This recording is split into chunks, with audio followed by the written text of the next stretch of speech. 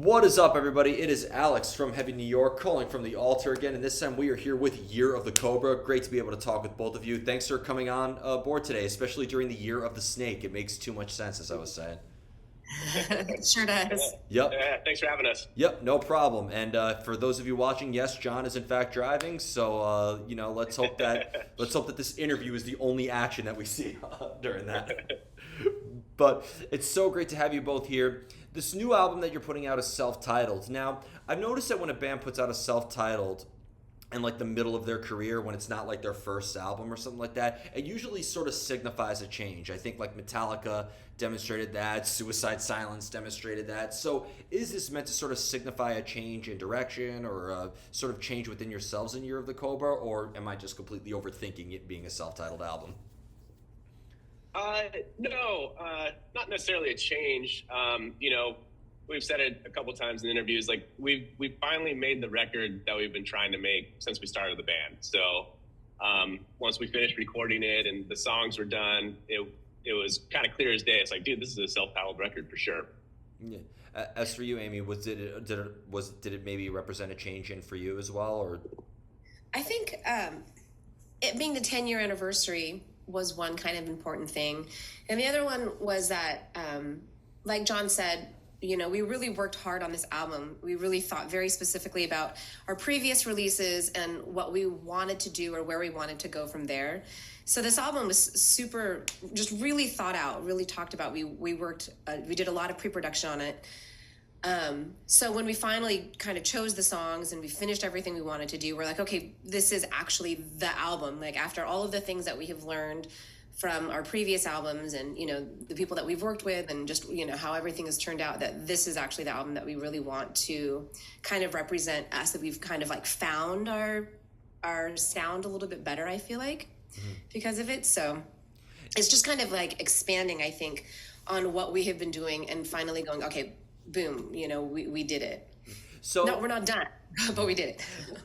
Because, as somebody who does love you guys from, the Black Sun EP to In the Shadows Below, Ash and Dust and so on, like you clearly have a sound that I think really is representative of you, but I will agree that this album is the best Year of the Cobra album, like by far. You mentioned that this was the record you've always wanted to make. Now, granted, 10 years is a long time since your band is formed. Now, 10 years ago, I was nowhere near the artist that I wanted to be. And while, I definitely am much better than what I was then, I wasn't always able to, you can't predict the future. And, life takes a lot of twists and turns and we find ourselves in different ways. So even though that this is the record that you've always wanted to make, was there also a lot of unexpected surprises and stuff that you never would have thought of you'd be making 10 years ago? Yeah, the pandemic. I was about to say, like...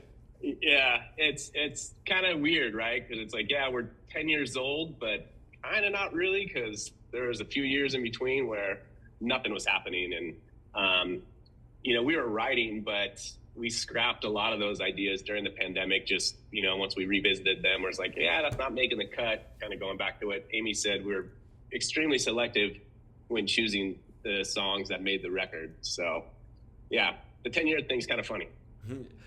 But do you feel that because within yourselves too, we as artists, we're constantly growing. Do you feel that you can, as an artist, maybe dictate your own growth? Do you have control over your own evolution, or does evolution just have to sort of form naturally and kind of like let things sort of fall into place on their own?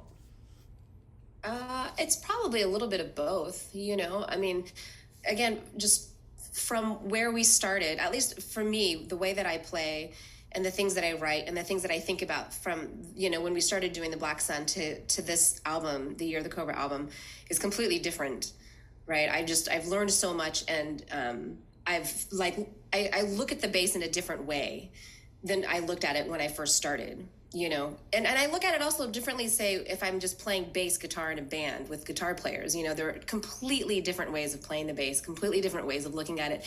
And it took those 10 years to kind of get to where I am now, to be like, oh, okay, try this, try that, go here, go there, you know what I mean? So, that evolution definitely took place, like, for me. But also I think it just, a lot of this stuff kind of like happens accidentally or just like within nature. We just kind of become older. We listen to more things. We kind of go, oh, wow, what's that? That's really interesting. Let me try it, So I feel like it's a bit of both. Yeah, and being Joe being like more of like the rhythmic aspect behind Year of the Cobra too, being because Amy, you have a lot of emphasis on the rhythm being a basis, and then you're also following the drums as well. I consider Year of the Cobra a very rhythm driven band. I love the vocals and I love all the different elements, but it's the rhythm that instantly makes me gravitate towards you. Being that you're both a bassist and a drummer, do you tend to think maybe in sync with each other as a rhythmic aspect in a way, or bass and drums, two separate instruments, you're not really focusing on each other's rhythm as much? Uh, a little bit of both, right? Like, sometimes I think it does need to match up, and then because there's only two of us, there's a lot of space to fill up. So, sometimes my drumming is totally in sync with what Amy's doing, and sometimes it's totally different to kind of fill up some space. So it kind of depends on the song and what we feel it needs.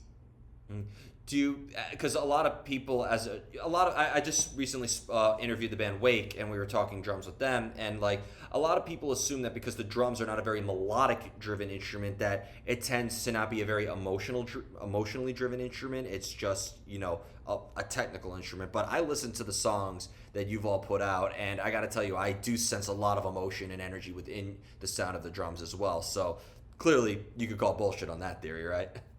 Yeah. I think I play drums a little bit differently. I play them as kind of a songwriter, where I do put a lot of emotion in it. So that's awesome that you picked up on that. Yeah. Yeah, I always tell people, I always say this, that, John doesn't play, he plays it almost like it's a harmonic instrument and not a rhythmic instrument. It fills up so much space, what he's doing. It seems almost like more harmonic than just rhythmic. Absolutely. But I wanted to ask you, Amy, because it's not just a bass player, but you're also a vocalist. So, like, do you maybe express? I have a couple of questions concerning this. Do you express the same side of yourself vocally as you do with your instrument? Do they express the same thing, or is there maybe one side of yourself that can only be expressed with the bass, and one side of yourself that you can only express lyrically and vocally? I don't think so. I think they're combined, I guess. I mean, the way that I write lyrics it's all based on the music. As soon as we get the song down, or just the idea of the song down, or the basic structure of the song, what it feels like is what I'm going to sing. So in terms of that, I guess I feel like they are combined, rather than separated. Does that make sense? Absolutely, absolutely. And being that you do go along with the longs of Lemmy, Sting, Peter Steele, Glenn Benton from Deicide, like, do you have to think rhythmically and when contributing the vocals too? Are you almost trying to like sync up your vocals with the bass, or do you really do have to split your mind into two separate? I have to split it into two separate. I don't think about the rhythm that I'm playing. I think, like, when I'm writing the bass, I'm only thinking about the bass. When I'm writing the melody, I'm only thinking about the melody. And then trying to figure out how to play it together is like a whole different thing. Like, that's a big pain in the butt. That's pretty hard. Yeah. Well, being that a bass has both an emphasis on rhythm and melody, you do have to focus on a lot as well. People say all those terrible bass player jokes in rock and roll, but I honestly think that it is one of the most important instruments. It's the bridge between rhythm and melody. I think so, for sure. Yeah. I love it. I like the low end. I've always been drawn to it. Yeah. Do you think that maybe that has the sort of bond that you both have too, like working together on this project, and like you both are able to be in sync rhythmically with each other? Maybe I'm overthinking the ever-loving hell out of it, but I do think of the idea like the sort of the relationship of rhythm, if you will. I definitely think that we're in sync. Yeah. When we play, we've been playing together for so long now that it's almost like mind reading for me, at least. I know what he's thinking. I know where he's going to go. I can look at him and I see like his eyes, and I know what's going to happen. You know what I mean? Like, it's very in sync. Yeah, it's like you're not just in sync with your rhythm; you're in sync with your hearts. Yeah. Now, would you say that Year of the Cobra is a very conceptually driven band as well? Because I don't know, again, maybe I just overthink your music. Certain bands make me do that. But like in The Shadows Below or Ash and Dust, like I do see sort of like it seems very conceptually driven. in a way. So does a conceptual idea maybe help determine your music in a way, or do you need all of you need music before you could come up with any sort of lyric or any sort of concept? It's not meant to be conceptual. I think it being conceptual is an accident. Really? You think, John?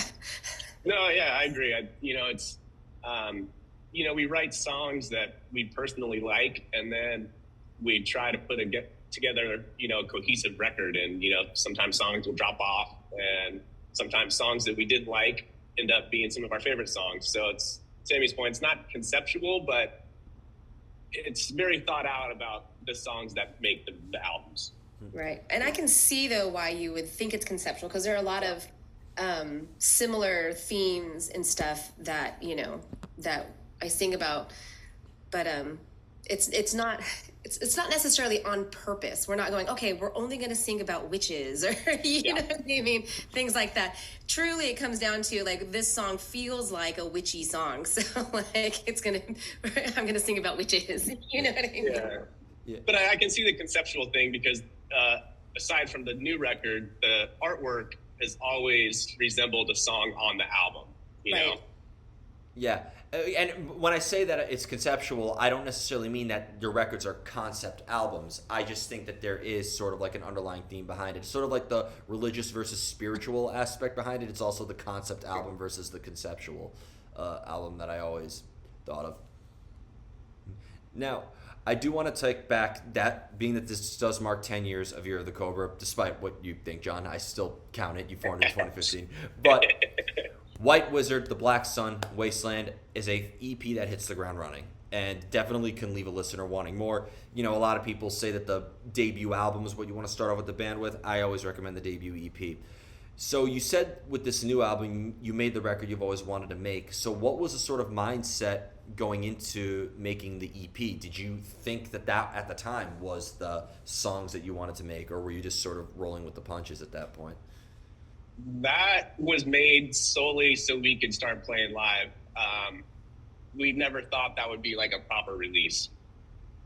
So, it hit pretty heavy, hard, or, early on in our career, and, we just kind of ran with it. And hence why, White Wizard made the debut album, because, we loved that song and thought it was kind of a standout. You want to share any memories with the album as well, Amy? Oh, it's exactly what John said. We didn't plan for it to do anything. It was truly just to kind of get shows. Mm-hmm. So it was recorded. I don't even remember. I think it was by a student in some like weird studio. It was, I remember I really like the 3 songs. I remember writing them. I remember, and we still play 2 out of the 3, even though we have one fan that's constantly asking for Wasteland. But, and I do really like the song. We have to relearn it. But, no, I really like those songs. I think that, when we were writing it, like I guess conceptually, we did have an idea of what we wanted the band to kind of sound like. But, we didn't really put a lot of time or effort into those songs because we didn't realize that they were going to do anything. Yeah. And I want to ask this too, because when a band tells me, when I interview a band and I ask them how the making of an album was, and they say, we all collectively came together and it was all mutual, all in agreement, I don't buy that all the time, because in a band, regardless if it's 2 people, 3 people, or 9 people, like in Slipknot, like, there's going to be some disagreement. You all have your own individual experiences. A band is a group of artists as individuals bringing your experiences together. So do you all need to be in a collective state of mind when writing together? Do both of you really need to be in the same headspace? Or does it maybe help if you're all in your individual worlds when songwriting together? I guess it depends on what aspect of the song, or where we are in the songwriting aspect. Like in the beginning stages, if we're just writing up riffs, then we'll do them separately. John will write riffs, I'll write riffs, and then we kind of bring them in. When we jam them out, that's us kind of working together to figure out where we want to go. And then when we're fine tuning it, that's kind of, I think, where we split off again, where maybe I'll go, oh, well, I think we should go here, or John will have a lot of opinions about, oh, let's switch this, or this should be, you know what I mean? And then we kind of go back and jam it out again. So it's kind of like this. We meet, converse, I want you both to answer this one. How do you know when you're finished with a song? Ooh. I don't know. It's something in your gut. And a lot of times I don't think we're finished with it, but it's like at some point you got to check the box and move on, especially when I'm writing demos, I can spend way too long on a certain part that's maybe 10 seconds long. It's like at some point you just got to put a bow on it and call it good. But there's definitely songs like when you finish it, you're just like, fuck yeah, we nailed that one. As how do you know when you're finished, Amy? Because you have to worry about two sides of the song as well, from your instrument to your vocals. I mean, I usually have vocally, I usually have a pretty clear view when I'm done. I like a lot of harmonies and I like layering and stuff. And then there gets to a point where it's like too much, So like, I feel like that has a very definitive line for me. The bass part of it is a little bit more kind of opaque, where I'm always thinking, oh, maybe I should play it this way or play it that way, or it would sound better this way, or, I only have 4 strings to deal with, but like I try to use as many as I can to kind of fill as much of the sound as possible. So, can I find a different way of playing this chord so then I can have like a high note and a low note, or can I do a different tuning so then maybe it'll sound better this way, or, you know what I mean? So there's a lot more thinking when it comes to that. Definitely. Now I want to ask about maybe the sort of scene, the Seattle scene that in which you guys originate from, because everybody assumes, like, when people think of music in Seattle, of course, they're going to think of grunge. But at this point, I can name maybe 6 grunge bands. I can name dozens and dozens of bands in the Cascadian region, the psychedelic, stoner, doom, sludge, whatever Metal Archives wants to label your band. But, like, I am curious, with the Seattle scene now, it almost seems like it is thriving just as, if not even more, because of how great your sort of underground scene is. And granted, I've never been to a show in Seattle. I've never really interacted in the scene, but I've interviewed so many bands within the scene from Seattle. It just seems like that there is a thriving scene in that city. Yeah, it is. I mean, for example, when we were booking our album release show, we had a couple of friends bands in mind that we wanted to put on there. But the owner of the club shot me an email. He's like, hey, I think, these bands would be a good match if you got room. And he literally sent me 20 bands, and I knew all of them, and they're all fantastic. So you're not wrong. Between Seattle and Portland, there's just an amazing group of people making rad music. And I'm wondering, is there a reason behind that? Because, like, I've always wondered why Tampa, Florida was like the death metal capital of the world, or like the sunniest, hottest part of the country. Or like always wondered, New York hardcore. I mean, everybody's pissed off in this city, so it doesn't surprise me there. But I am wondering, what is it about the Seattle scene that we get like the best, like, doom sort of, like, I'll put it to you this way. I didn't need to look up Bellwitch to know that they were from Seattle. I didn't need Totally. I did not need to look up Yob to know where they were from. Like, I didn't the only band that really shocked me was Unto Others, and even they have their own sort of doomy aspect that puts in there. So I'm wondering, what is it about your region that appeals to your sound so much? Denver as well, I will also add there. Lack of vitamin D. Yeah, I was gonna say it must be the weather. It's just so gray. Although it's really sunny today, but it's gray. It's gorgeous today. Yeah, but it's gray a lot. Yeah. Yeah, and in the winters it's dark. It gets dark at like 4. So I don't know. It's just, what else are you gonna do? Yeah, and I'll just, for one silly question, ask this, because if you look at the sort of like what doom is, I like to look at what Metal Archives labels a band, because I just like to have the subgenre conversation. It's a good topic of debate. So the doom aspect behind it, because doom, I feel like, is a very vague genre. Like, there are a lot of bands that do have similar styles as you that would be labeled as doom, but also you don't really sound like Paradise Lost or Catatonia, which has been labeled as doom as well. So is doom really a lyrical aspect that makes a band labeled that, or is it more of a instrumental principle? What makes something doom, aside from being from Seattle?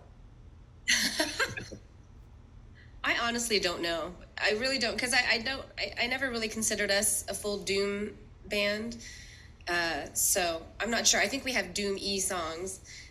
In my mind, for me, Doom is like the feel of the song, not necessarily the lyrical aspect. You know, it's like just the slow, drony, kind of sludgy stuff. That's, to me, is what Doom is. And then they just happen to also sing about the same kind of things. Because what else are you going to sing about if you're playing a slow, doomy song? I mean, it has to be about, like, you know. Well, I mean, I will say that is something I'm waiting for a band to do. Like I would like to see a band sing about like Motley Crue lyrics with your type of sound.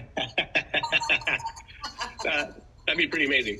Yeah, like the drone, the drony sound. Do smoke in the boys' room. Yeah, right. And yeah, and then maybe sing like New York hardcore, singing about fantasy aspects that are demonstrated. Oh boy. Yeah, so yeah. I think the hardcore kids are too angry to handle that. But before we go, I want to thank you both so much for your time. Most of all, thank you for your music for 10 amazing years and 20 more to come. Is there just anything else with the release of the self-titled record we could be expecting in terms of upcoming shows or tours? What could we be expecting for Year of the Cobra during the Year of the Snake? Yeah, we will be hitting the road. We've got some West Coast dates next month, right after the album comes out. Then we're going to Europe in April. And then we're doing a U.S. tour in July. And then I think we're going back to Europe in the fall. So we'll be hitting the road as much as we can. Hell yeah. And I got to tell you, bravo for not only being able to handle this interview while you're driving, but the fact that the Wi-Fi did not cut out once. If you saw me looking a little anxious, it was like, as you were talking, I was like, please no space, please no space. Your Wi-Fi worked better in your car than some people have had in their professional studios. But, right on. But thank you so much, everybody. Year of the Cobra. Check out their self-titled album. We will see you next time on Heavy New York. Thank Thanks you. so much.